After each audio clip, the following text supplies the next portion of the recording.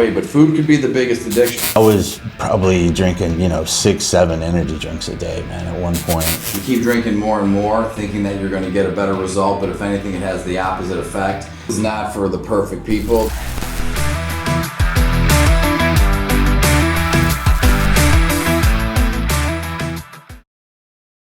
All right, I am here with what many consider to be the legendary Farmer Josh, as he has earned the nickname that I gave to him about 6 years ago when I met Farmer Josh. Actually, on a plane coming back from Nashville, I was at one of my labs doing some product development and met Josh on the plane. I'm sitting there on my computer. He was like sitting over here to the left of me, and I saw him like looking over my shoulder at my computer, and I'm like, man, who's this guy?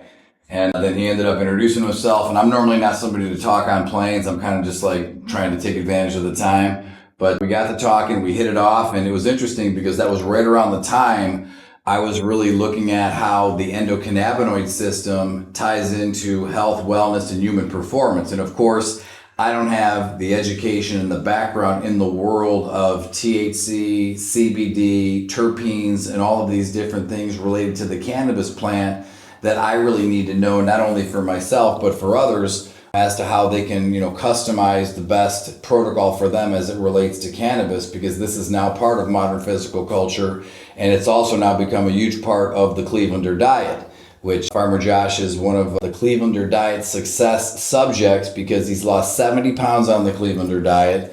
And again, even though he's not a native of Cleveland, he was one of those regular type people that smokes, drinks, and uses caffeine. So I said, you know what, we've got to learn how to manage these addictions, reduce them to the point where he's able to get healthy and also lose weight. So here with Farmer Josh today, and we're going to dig in a little bit to learn more about how the endocannabinoid system fits into your overall health and wellness protocol.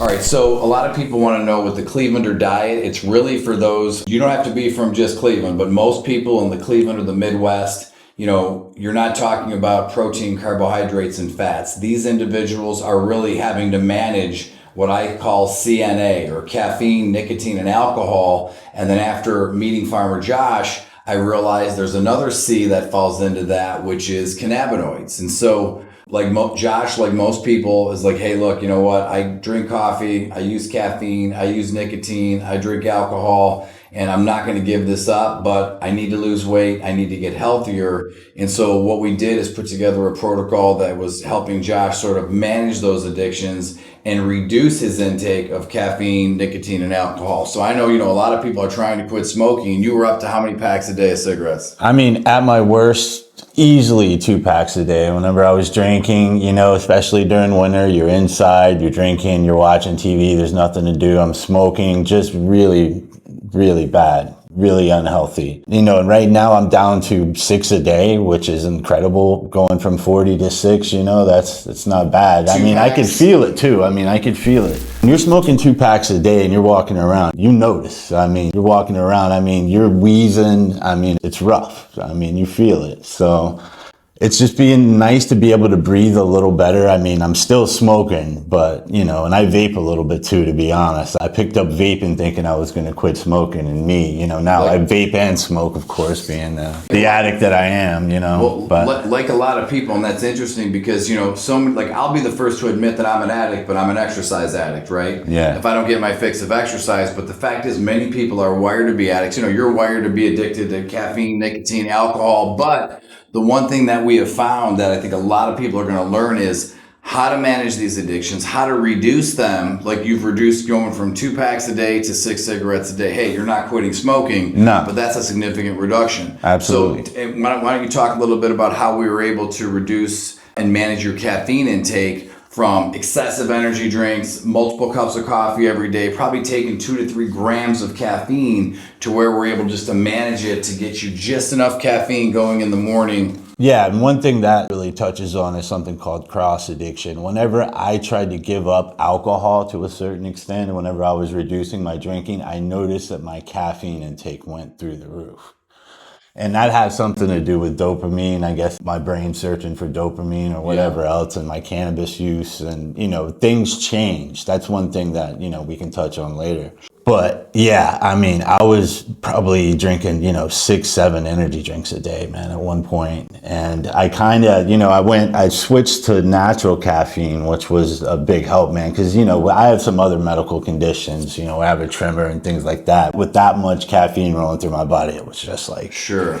it was rough, man. So now, artificial caffeine, many of us use energy drinks, which if you look at a label of an energy drink, artificial caffeine is essentially pure synthetic caffeine made in the lab, or caffeine anhydrous. So if you were to look at a label of an energy drink, it'll usually say natural caffeine from, say, green tea, or it'll say caffeine anhydrous. And caffeine anhydrous is probably the harshest, most stimulatory form of caffeine that will cause rapid adrenal exhaustion. So if you are going to try to use caffeine or manage your caffeine using a natural plant-based, something from, cocoa, theobromine, even green tea is usually the optimal form of natural caffeine, which is what I try to put Josh on to break away from his synthetic caffeine addiction. And I mean, I don't know if this would be an opportune time to touch on Natty Addy, and that's kind of was my caffeine substitute, was if you kind of want to talk about that. Sure.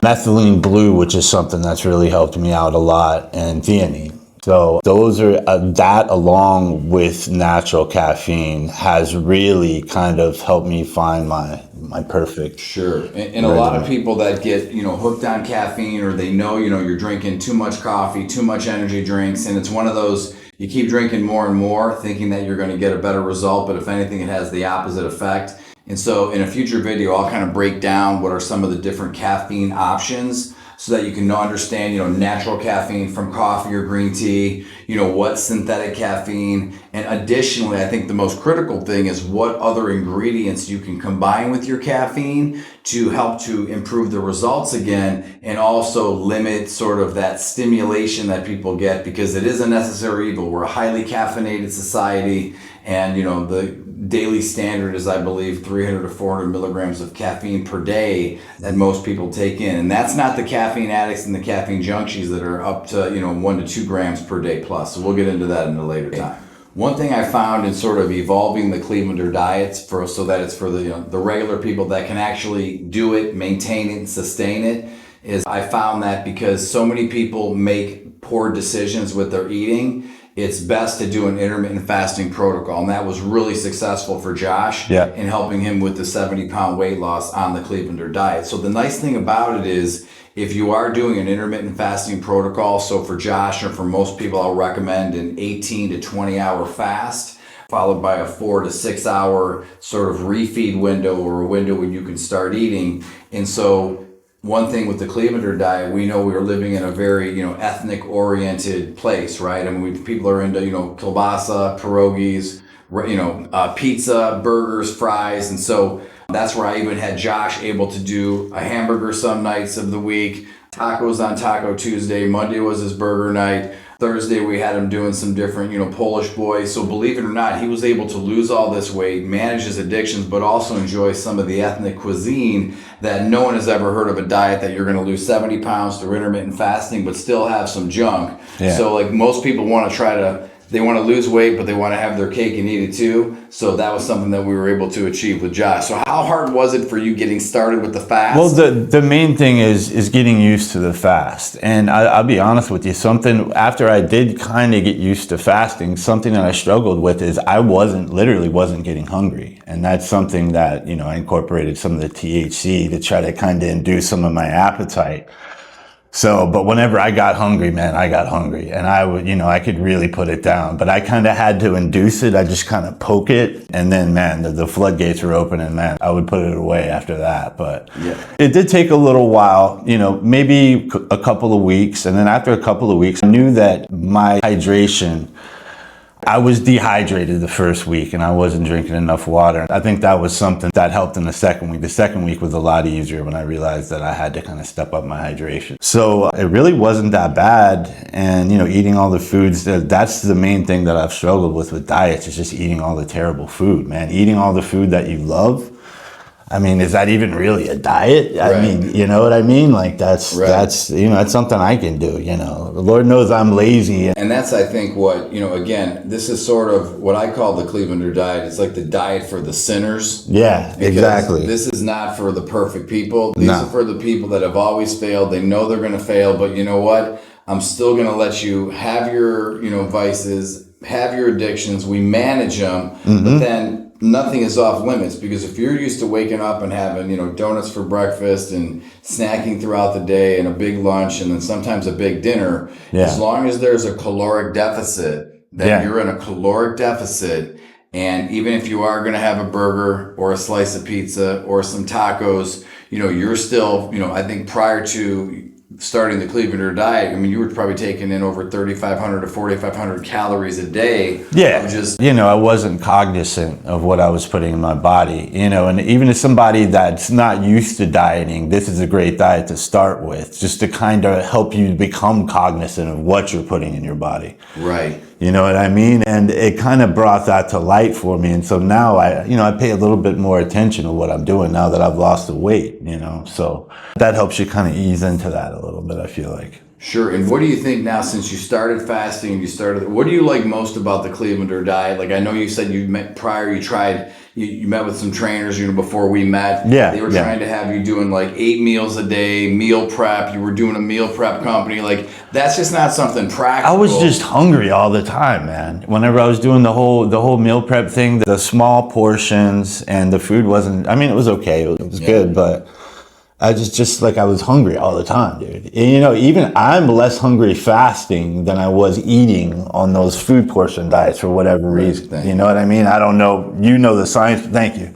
Right. The science behind that but yeah, man, it just seemed like I was hungry all the time. And most people, when you're used to, if you went a whole lifetime and you're not that overly committed and you're not that dedicated, and like you went a whole lifetime eating Nashville fried chicken. Yeah. Rich, satiating food. So you were doing 8 meals a day off a meal prep company and you were starving. Now, once you learn the intermittent fasting protocol, knowing you could have a burger at night, you could have a fried chicken. Just knowing that, having that peace of mind is a lot too. You could have what you want. I mean, all the dopamine, serotonin, that's all made in the gut. Yeah. Yeah. One of the things in terms of, food also as a drug and as an addiction, a lot of us, especially when you're in Cleveland, I even find, I spent the last, 10, 13 years in South Florida. When you're out in the sun, you have the ocean, and like, you usually feel pretty good. Yeah. When I'm back here in Cleveland, I find immediately I'm craving food. I'm craving stuff I normally would never crave. I'm craving burgers. I'm seeing,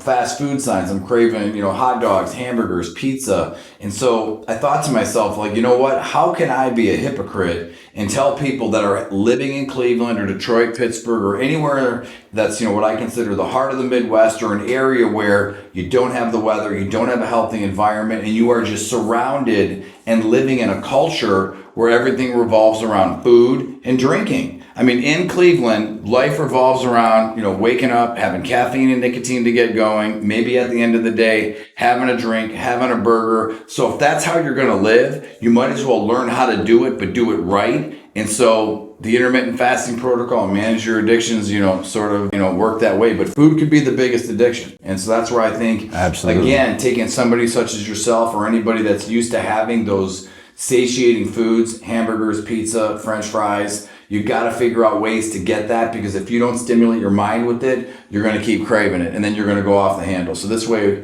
baby dosages of these foods has allowed, a lot of people to have results in the program. And one thing, just like, I learned from everyone, and sometimes, student becomes teacher, teacher becomes student. So even though I started helping Josh with his health and wellness regimen, the one thing that I knew is that, learning more about the endocannabinoid system, I know that there was sort of the right type of combinations of CBD, THC, terpenes, and all these things that would help me manage my performance regimen. So, Josh being sort of far more advanced in that area of knowledge than I, let's talk a little bit about how you've been able to help put together the right directives for those that do want to partake in using cannabis for medicinal purposes. Sure. That it's not just marijuana. I mean, it's, No, it's the whole plant. It has so many medical beneficial, I think, over 200 properties that we're just now beginning to understand the ECS system, the endocannabinoid system. Just like any of us, we all have to go to an expert. And so, initially I really didn't have anybody to go to saying, man, if I'm going to use THC or CBD, I'm kind of sensitive. So I had to go to who I consider to be like my cannabis coach, which would be Josh. So Josh,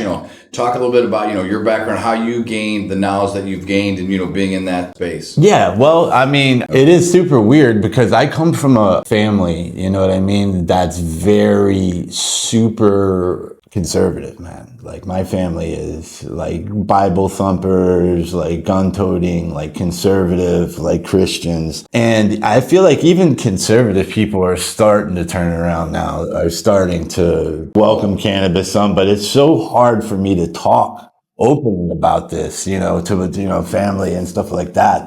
Right. No, I mean, I come from a family and from a culture where it's like, marijuana was bad, cannabis was bad, but yet in the same sense, a doctor will put you on an SSRI, they'll put you on something for anxiety, tension, stress. And for me, as I've gotten older now and, my body's been a little bit more worn down from, years of heavy training, like I want to know, like I want to use cannabis, I want to use CBD, THC, but I need to know what's sort of the right blend and the right ratio. So, yeah, that's something that I think CBD, like the 1-to-1 compounds are really great for that. Something, starting out to where you're not going to have too heavy of a response. You're going to have that body. You're going to have that light feeling behind the eyes still, and that warm hug that still comes with it without the paranoia. How did you first hear about, combining CBD with THC and like, let's say that 1-to-1 ratio? Back, and I want to say 2016, whenever I had some friends that were starting to farm hemp for CBD and for biomass. Some friends in Tennessee that were actually farming hemp and working on genetics, different genetic crosses for bast and herd fiber. Because, at that time, they were looking at, biomass or CBD flower and for multiple different applications, not just, CBD, but, bioplastics and other things. So they were kind of starting to toy around with it in 2015, 2016, and, CBG, CBN, they were coming up with sleep compounds, I think was the first thing that they started kind of tinkering with CBD and anti-inflammation. And then they came up with some genetics that had other minors and I want to say sulfates, to where they were experimenting with other things like not just terpenoids, but flavonoids and topical solutions for flavonoids and things like that. So like they were really looking at the whole plant application. So they started tinkering with 1-to-1 CBD, 1-to-1 THC, 1-to-1 CBN, CBG. All this whole ratio thing just started maybe 10, 15 years ago. Yeah. So, I mean, people can claim to be experts on all this. It's really just not the case. We're just starting to kind of figure out. We don't have the data to back a lot of this up. So people can claim they know this or that. Right. The data's just not there yet. You know what I mean? It's just my opinion. So over a decade ago, you had a chance to, get to know some of these growers, understand what they were trying to do with the different cultivars and some of these different strains. Different genetics from Ukraine, from really all over the world, China. It makes you think of that. The Emperor Has No Clothes, the Jack Herrera. Have you ever read that? But yeah, man, really genetics from all over the world kind of came together and we started learning about all these different compounds, CBD, CBG, CBN, all these different terpene compounds, flavonoid compounds, topical relations. It's exciting to be a part of it. Right. And the one thing I'll say is that this is where, we never would have thought, even I know professional athletes, you got NFL players, NBA, they're all smoking marijuana. Yeah. But it's like, what type of marijuana are they smoking? What are the ratios? What's the concentration of THC? What's the concentration of CBD? Just like there is way too much emphasis on THC. All THC is the same. Across the board. You know what I mean? It's these different terpene compounds and these delivery mechanisms that really shape the actual feeling and high. It has nothing to do with it being 34 or 38% THC. Gotcha. You know what I mean? Like, I'd rather have a plant that's 16% THC with, 6% terps, you know what I mean? And something that I know is going to react well with my personal ECS system. And you kind of have to know what smells good to you. Like, if there's a plant that smells good to you, it smells good to you for a reason. Your body wants that. Your ECS system wants So those you're saying compounds. there's some validity to the sniff test with marijuana? Absolutely. That is by far the most. Looks don't matter. Sniff is everything. Sniff and taste is going to give you those terp profiles. That's what you're looking for, in my opinion. My thing that's always confused me, and this is like where, part of like when it comes to performance nutrition, I always had like a passion for it because I hated not knowing something. And so like, I also feel like with marijuana, it's kind of like a lock and key type thing. Like there are times, like I even tell people, it could be that one supplement, the one vitamin, the one mineral, the one micronutrient that you're deficient in. You might be deficient, like we found you were deficient in, essential fatty acids. So we got you on a good fish oil supplement. Yeah. So Yeah. I sometimes feel that, man, I'm deficient in saturating my endocannabinoid system. But then you have that unknowing of how do I know what's the right strain, what's the right THC, CBD combo? I mean, is there a test for that? Is there a genetic test? I'm telling you, it's the smell test, man. Whatever smells good to you, whatever smells inviting, whatever you get that kind of hunger for, that is what you go with cannabis. That's the only test that works over time. And I know people that have went to doctors of this, and they all say the same thing. It's all about the smell and how it smells to you and whether it smells inviting. Honest to God, I think that's the best test. I think a lot of people are going to benefit from hearing these conversations because it's almost like, I think there's a lot of people out there that feel that maybe they're not qualified or they're not good enough or they're not committed enough or disciplined enough. And I think the reality that, just because you're not completely eliminating some of these things from your diet, like you're not eliminating caffeine, nicotine, alcohol, or cannabinoids, and it changes the conversation where there's people out there saying, wait a minute, I could still include this and I can still have bad food. I mean, I think a lot of people are going to benefit because up until now, it's like, it's either all or nothing. Either you're going to be perfect and you're not going to be able to have these things. I mean, that's kind of what turned you onto it. Yeah, to be honest, I'm lazy. And this is a diet that I could do, you know what I mean? Like, I didn't have to give up like eating potatoes or pasta, you know what I mean? And like, dude, I could smoke, I could, even though I don't choose to drink right now, I could drink alcohol. So just having the freedom for me is a lot, man. Just having that, knowing that you could do it, goes a long way, whether you choose to do it or not. No major restrictions, just moderations. Yeah. So I think the takeaway for a lot of people is nothing is off limits. Yeah. And if you felt you were a sinner, if you felt you weren't good enough, you felt, man, I'm never going to have the discipline, or I'm never going to be able to give this up because it's part of my life, it's part of my culture. That's what we really want to do for that segment of the population. There's going to be those that are extremely disciplined. There's a whole nother protocol, but for the regular people that lack discipline, lack the motivation, and don't want to give things up, this is the plan. So the next time we're going to talk about the sniff test. We're going to talk about my experience on sort of a lower microdose level, because now that I'm kind of done with the grind of the travel, I have to really tap into my creativity and I have to be able to relax, reduce inflammation from all the travel. So I'm going to talk about, sort of that process to give you guys an update on how I'm bringing in that side of it to help, round out and improve my performance regimen. Yeah, I think a lot of people that, they maybe haven't seen people do the trial and error, or they're trying to figure it out on their own. And so I sometimes think, having the ability to talk openly about it. And a lot of, one thing you said is that it's really an individual thing. So no matter what, I mean, you're not going to go into, let's say, a dispensary or any type of a store and have somebody say, this is exactly what's best for you. No. You have to kind of know your body, and you have to sort of let that expert kind of guide you. And then at the end of the day, you have to have your own instincts, your own intuition, and the ability to make that final decision and to know that, hey, you know what, this actually worked well for me, or it didn't work well. And it's going to be a little bit of a trial and error process. And I think that's probably what scares a lot of people. I know it scares me when it's like, man, like, I don't want to have a bad experience. I don't want to like smoke, or I don't want to take an edible because what if I get paranoid from it? What if it makes me feel weird? What if I can't come back from that? And so that's what I think that's what has frightened me. And I think if you could break down that barrier and make it a little bit more not so risky to, see how things are going to work, that's going to help a lot of people be able to learn how to use the right amount in their regimen. Yep.